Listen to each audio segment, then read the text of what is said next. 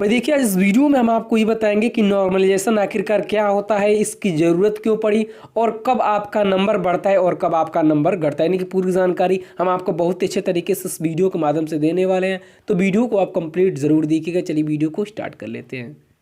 भाई देखिए, हम आपको फिर से कह रहे हैं, आप वीडियो को कंप्लीट ज़रूर देखिएगा, तभी ये जो प्रोसेस आपका है वो अच्छे तरीके से समझ में आएगा। ठीक है। अब आपके मन में एक डाउट आता होगा कि नॉर्मलाइजेशन की ज़रूरत आखिरकार क्यों पड़ी। तो हम आपको एक शब्द में ये बता दें, जैसे कि मान लीजिए आपका कोई भी एग्ज़ाम है, उसमें टाइम लगता है 10 से 15 दिन हो गया या फिर 1 महीना भी किसी से लग जाता है। तो आपका जो पहले दिन का पेपर है वो हार्ड था या फिर जो लास्ट दिन का आपका पेपर है वो ईजी था। तो इसी को देखते हुए गवर्नमेंट ने क्या किया कि आपका जो नॉर्मलाइजेशन स्कोर है वहाँ पे लाकर रख दिया। यानी कि छात्रों की मांग थी कि जो पेपर ईजी है या फिर जो पेपर हार्ड है उसको एक मीडियम यानी कि एक साइज में किया जाए। तो इसी को लेकर गवर्नमेंट ने आपका नॉर्मलाइजेशन जो है वो उसकी ज़रूरत आ पड़ी। उसके बाद से यहाँ पर आता है कि नॉर्मलाइजेशन सिस्टम आखिरकार क्या होता है। देखिए, हम आपको सबसे पहले ये बता दें कि जैसे कि मान लीजिए आपका पहले दिन का जो पेपर है वो बहुत ही हार्ड था। उसमें ये रखा गया कि अगर आप यहाँ पे 100 नंबर लाते हैं, यानी कि 70 क्वेश्चन 70 नंबर लाते हैं तो आपका 100 माना जाएगा। और उसके बाद से जो आपका दूसरे दिन का पेपर है उसमें माना जाता है कि अगर आप 100 क्वेश्चन करते हैं तो आपका यहाँ पे 70 नंबर माना जाएगा। यानी कि सीधे सीधे इसका उल्टा यहाँ पे कर दिया गया। हम आपको बता दें, मान लीजिए जैसे कि आपका पहले दिन का पेपर हार्ड आ गया, उसके बाद से इस नॉर्मलाइजेशन स्कोर में ये रखा गया कि अगर आप 70 नंबर के क्वेश्चंस को करके आते हैं तो आपका 100 कर दिया जाएगा। और उसके बाद से जो इजी था उसमें ये कहा गया कि अगर आप 100 नंबर के क्वेश्चंस को करते हैं तो आपको 70 रख दिया जाएगा। अब चलिए हम आपको बता देते हैं कि आखिरकार जो आपका नॉर्मलाइजेशन नंबर है वो आपको किस तरीके से दिया जाता है। अगर आप वीडियो को अच्छे तरीके से कंप्लीट देखते हैं तभी आपका जो नॉर्मलाइजेशन सिस्टम है वो अच्छे तरीके से समझ में आएगा। ठीक है। अब देखिए, जैसे कि मान लीजिए जो आपका एग्जामिनेशन है वो कुछ इस तरीके से हो रहा है। जो इसमें लड़के हैं वो 2 तरीके से हैं, एक लड़का आपका ए हो गया और एक लड़का बी हो गया। ठीक है। उसके बाद से जो आपका टोटल प्रश्न है वो यहाँ पर आया हुआ है 100 नंबर का प्रश्न है। एक प्रश्न आपका 1 नंबर का हो रहा है। ठीक। अब देखिए, जो ए वाला लड़का है उसने क्या किया कि यहाँ पे जो कि प्रश्न है उसने 60 प्रश्न सही किए और जो बी वाला लड़का है उसने भी 60 प्रश्न सही कर लिया।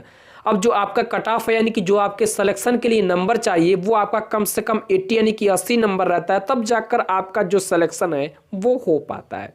तब क्या है कि ये वाले लड़के के लिए चाहिए कम से कम 20 नंबर और चाहिए और बी वाले लड़के के लिए भी कम से कम 20 नंबर और चाहिए। ठीक है। तो देखिए यहाँ पर क्या हुआ कि जो ए वाला लड़का है उसने तुक्का मारा।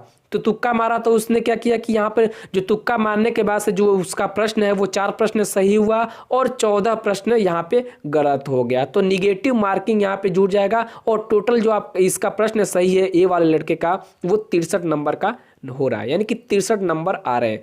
उसके बाद से जो बी वाला लड़का है उसने क्या किया कि कोई भी तुक्का नहीं मारा, जितना उसको आ रहा है सही सही से उसने कर दिया, यानी कि 60 प्रश्न उसने सही सही कर दिया।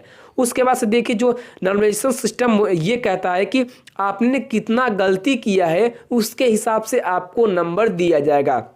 तो जो यहाँ पर ए वाला लड़का है उसको मान लीजिए अगर 20 में से नॉर्मलाइजेशन नंबर मिले हैं तो उसको 8 नंबर मिल जाएंगे। और जो यहाँ पे बी वाला लड़का है उसने क्या किया कि 20 में से 20 उसको नॉर्मलाइजेशन नंबर मिलेंगे, यानी कि उसने एक भी गलत प्रश्न नहीं किया, जितना उसको आ रहा है उतना उसने ईमानदारी से किया। तो 20 में से 20 इसके पास जो नंबर है वो आ जाएंगे, यानी कि टोटल इसका जो नंबर है बी वाले लड़के का वो यहाँ पे 80 हो जाते हैं और इसका जो सिलेक्शन है वो हो जाता है। तो यही तो होता है नॉर्मलाइजेशन स्कोर।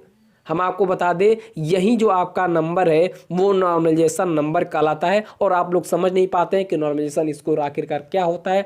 तो कुछ स्टूडेंट्स क्या रहता है कि कमेंट करके वो लोग पूछते हैं कि सर जो कि मेरा नंबर जो 60 नंबर था उसके बाद से घटकर यहाँ पर 58 नंबर हो गया है और एक लड़के का जो जिसका 60 नंबर था उसका बढ़कर 65 हो गया है।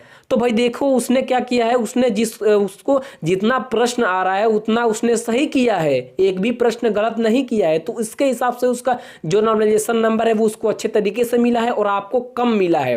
ठीक है। अब चलिए हम आपको ये बता देते हैं, जैसे कि मान लीजिए आपका 4 शिफ्ट में पेपर हो रहा है, ए शिफ्ट आपका हो गया, बी हो गया, सी हो गया और आपका डी शिफ्ट हो गया, यानी कि 4 शिफ्ट में जो आपके पेपर है वो इस तरीके से हो रहा है। उसके बाद से देखिए भाई क्या होगा कि आपका जो ए शिफ्ट का पेपर है इसमें यहाँ पर जो आपका पेपर है वो ईजी आया हुआ है, जो बी शिफ्ट का आपका पेपर है वो वेरी ईजी आया हुआ है, और जो आपका सी शिफ्ट का पेपर है वो मीडियम में आया हुआ है, जो आपका डी शिफ्ट का पेपर है वो हार्ड आया हुआ है, ठीक है। अब देखिए उसके बाद से जो आपका पेपर है वो हार्ड आया हुआ है, तो मान लीजिए यहाँ पर जो आपका इसका एक्यूरेसी जा रहा है वो 70 का जा रहा है, और जो इसका एक्यूरेसी है बी वाले का इसका जा रहा है यहाँ पे 65 मान लीजिए, और जो यहाँ पे सी वाले का सॉरी जो बी वाले का एक्यूरेसी है वो यहाँ पे 80 जा रहा है, और जो सी वाले का एक्यूरेसी है वो यहाँ पे 60 जा रहा है, और जो डी वाले का एक्यूरेसी है वो यहाँ पे 55 जा रहा है। तो इसको मिलाने के लिए बी वाले के पास ले जाने के लिए कम से कम इसके पास और यहाँ पे जो नंबर है वो 25 नंबर रहेंगे, तब जाकर यहाँ पर जो इसका एक्यूरेसी है वो अच्छे तरीके से होगा, और इसके पास कम से कम 20 नंबर चाहिए तब जाकर इसका एक्यूरेसी कंप्लीट।